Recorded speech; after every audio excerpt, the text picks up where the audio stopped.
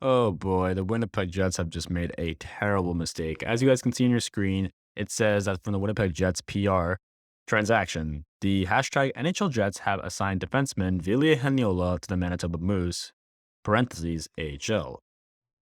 The Winnipeg Jets have begun finalizing their roster for opening night, and the roster will be needed to be finalized on Tuesday, and they will get in a few skates before their opening game on Friday against the New York Rangers. One decision they made on Monday was to send Ville Heinola down to the Manitoba Moose. 20-year-old defenseman dominated the American Hockey League last season, putting up 26 points in 41 games and shouldering big minutes.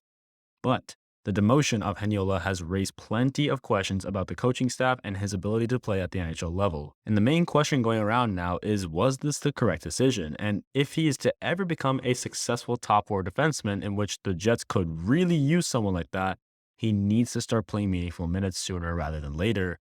A major contribution to this issue is general manager Kevin Cheveldayoff, as many people identified the logjam on defense and expected a trade that would help the bottom six forward group. Instead, the Jets made no moves and has cost them more than just Heinola's development.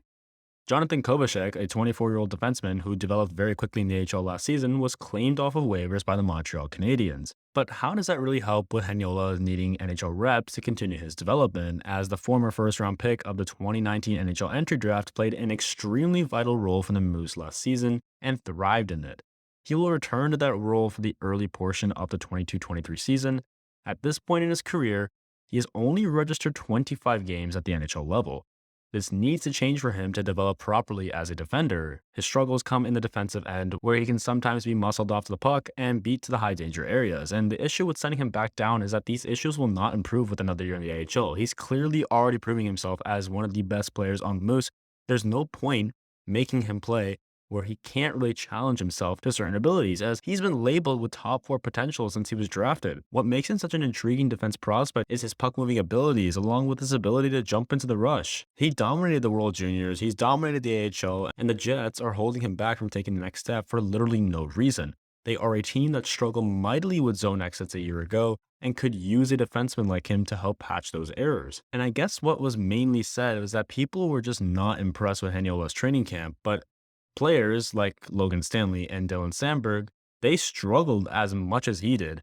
And out of the three young defenders, Heinola showed the most offensive upside as both on even strength and on the power play. And what played a huge role in this decision was Stanley requiring waivers to join the Moose, but again, failing to ice the team's best lineup because of waivers is a failure by the Jets management itself.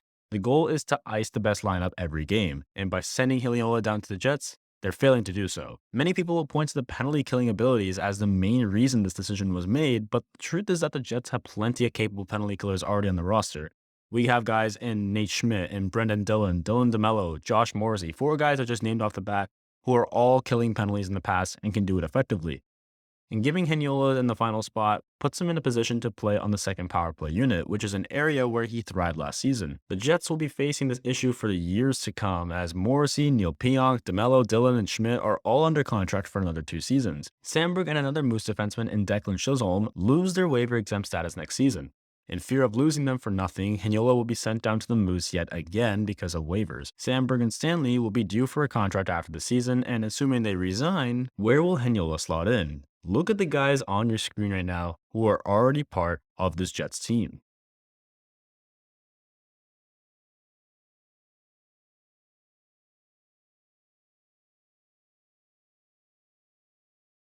Injuries aside, Heinola will have to spend another difficult year trying to earn a spot on this roster, and Samberg and Stanley failed to earn a spot but are given the benefit of the doubt due to their size and penalty killing abilities. And it's puzzling that the offensive-minded defender wasn't given the spot to help provide a few more goals, considering a bottom six that is really likely to struggle. The modern NHL promotes puck movement and playing defense by having good offense, and by making this move, Rick Bowness and his coaching staff are admitting that they are okay with having one good offensive line and shutting it down for the rest of the lineup. This strategy could work, I'll be honest with you, but running it is not worth the risk of stunting your top defensive prospects' development. Thank you guys for tuning in, and have a wonderful day.